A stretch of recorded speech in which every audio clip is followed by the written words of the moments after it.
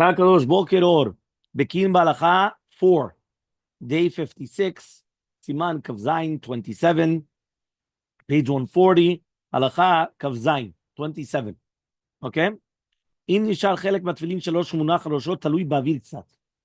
If you have a portion of the tefillin that is hanging in the air, meaning that it's extending over, right? It's extending over, and therefore right over here, where it's extending over the head, it's in the air. Yeah? Right? You read it or not? Here it says that because of the curve of the person's head, which is often the case if the bite is too large. Okay? So he says over here, you are going to be tzedek chova. Says why? It's not a chotzitza. Yeah, there's nothing blocking. Okay? He says, but as long as the entire tefillin is supposed to be in the proper place, right? That means it has to be in the proper place.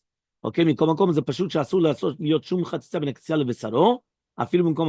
not allowed to be a chatzitza in any part, even in that part.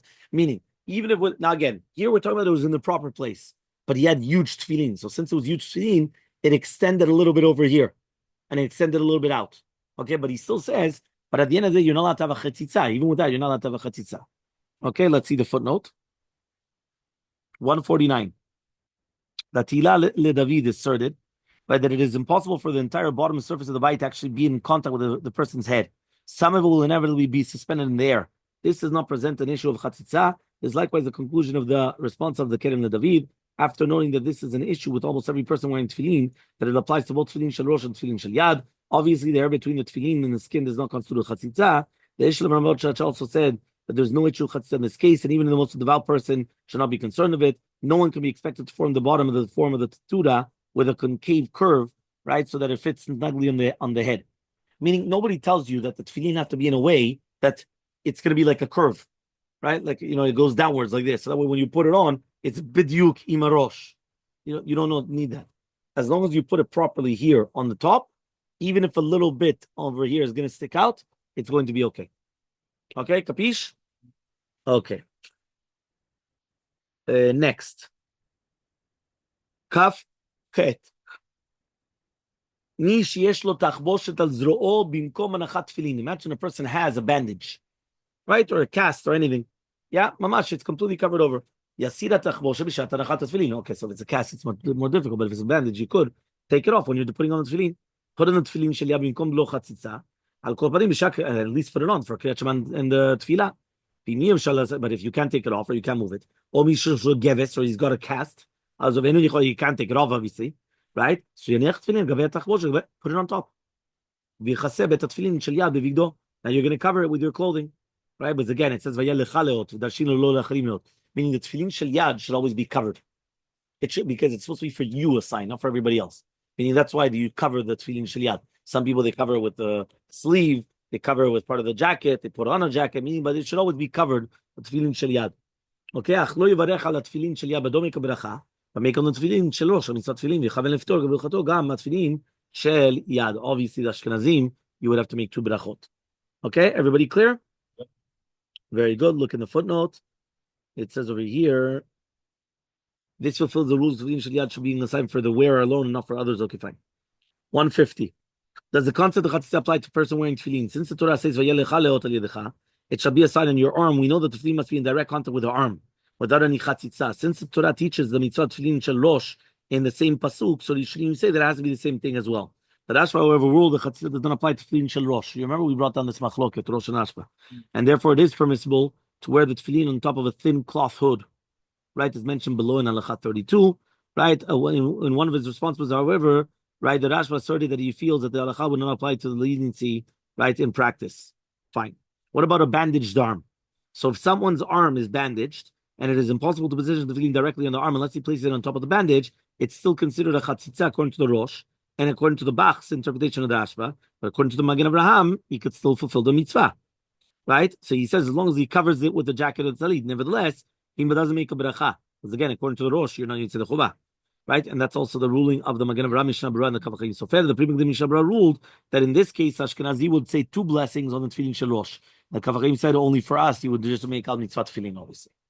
Papish? Next.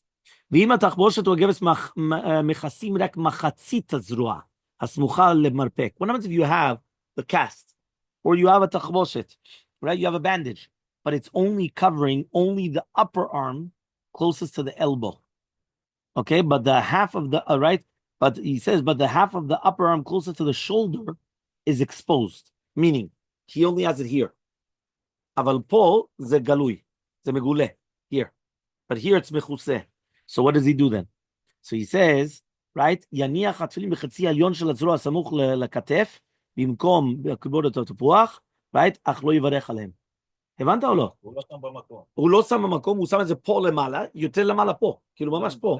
פה למעלה. אז איך הוא מברך על גבס? הוא לא מברך על גבס. לא, הוא לא מברך, הוא שם בלי לברך. בלי לברך, לפי הראש, הוא מברך על הראש, על מצוות תפילין. ואם הוא אשכנזי, הוא מברך על הראש 2. אבל הוא לא מברך. בגלל עוד פעם, הוא לא יכול. בגלל אשכנזים, תמיד מברכים בין ככה מצוות, אז הם יכולים לברך, להניח תפילין ועל מצוות תפילין על הראש. אז זה אשכנזים, זה היה בסוגריים שם. ולמנהג אשכנזי יברך על התפילין של ראש 2 ברכות, להניח ועל מצווה. זה לפי אשכנזים, לפי ספרדים, ברכה אחת. על מצוות תפילין. אוקיי, very good. ואחר כך, וגם אחר כך שוב יניח התפילין על התחבושת או על הגבס, במקום הראוי להם, כדי לעזור אותו. זאת אומרת, הבנת מה הוא עושה? In this case, he has to put it on twice. First, he's going to put on the tefillin up here, right? Again, without a bracha, up here, right? He puts it on and everything. And then afterwards, he has to put it down here on top of the gevas. Because since at the end of the day, some opinions say that you still have to put it up here, so he puts it up here. But again, we don't pass it. I mean, we don't make a bracha, but you also don't make a bracha here. So he has to put it on both places. He's first going to put it on here without a bracha, and then later on he's going to put it on here without a bracha. Here he's doing it without a bracha because it's a kiboret lemala. כן, או לאו דווקא take it off לגמרי, אבל רק הוא צריך להוריד את זה שיהיה לפה עכשיו, על הגבס, או על הבנדג', על התחבושת, במקום הנכון. Okay, until here we're clear? 151. Right? The Kavachim explained in this case that one may rely upon the opinion of the Gamal Vilna, that it could be placed anywhere on the biceps bulge, even if it's going to be on the upper half of the arm. This is preferable to wearing it on the proper position on top of the gevis or on top of the bandage or the cast. Okay. However, though, he stipulated that maybe it's not the case. This concurs with the position of the Nishol and Tzion and Hechal number 3, that one must not make a beracha in such a case. The Hechal recommended so the exact opposite procedure. First, this person should wear the tefillin directly on the bandage without a beracha, and then later on put it on the upper part without a beracha as well. Okay, so basically, Bikitzu, there's going to be a machloket how to do it. This is because the number of the poskim, including Rav Meim Mazuz. Wow, look, this is today's thing.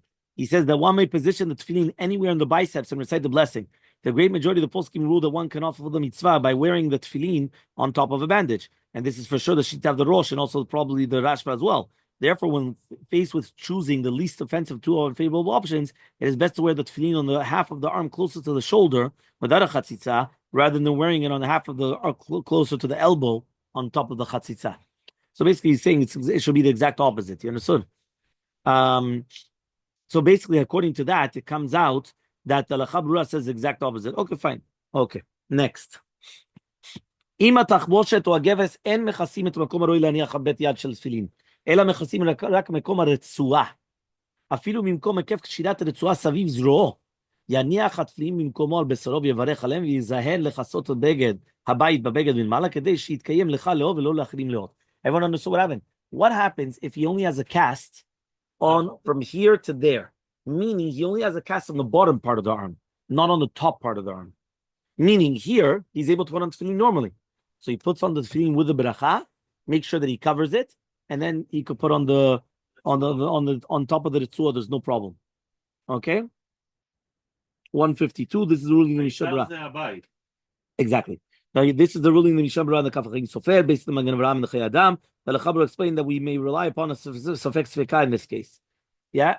Some people like this. Yeah. He says perhaps halacha is that we follow that there's no chatzitza whatsoever with tefillin shel. And then he said even if there is, maybe it's only the bite, not the straps. So once we establish that, so then there's no problem. Okay? But what happens if it's going to be painful and everything? So it says over here like this. Right, between the marpek and the kaf hayad, or on the fingers. Again, he's going to make it with a bracha, and then he's going to do it on the tachposhet. Let's say he's got like a cast over here on the, like on the fingers or on the area. Doesn't matter. He's still going to do it. Big. Okay. Okay, fine. 153. Rosh Zamin Orbach came and he said that if someone has an injury on his arm and the tefillin strap irritates the wound and causes pain, he could stretch the strap down to his hand and coil it 3 times around his finger, even without the 7 times. Wow. So that means mamash. He's going straight from up here to the 3. He's not even going to do the 7 if it hurts him. Okay, and then he continues with the tefillah. This is better than wearing the tefillin in the regular manner for only a few minutes and not wearing it during the tefillah. Meaning, זה יותר טוב לשים ישר מפה לפה 3, ושישאר כל התפילה. So then we said fine, so on top of the gevis. פה, וגם. כואב לו? אז בלי. רק פה וזהו. אז זה מה שאמרנו, הוא שם בלי. הוא רק פה. זה כמו עם האנשים שיש להם יד מבובה.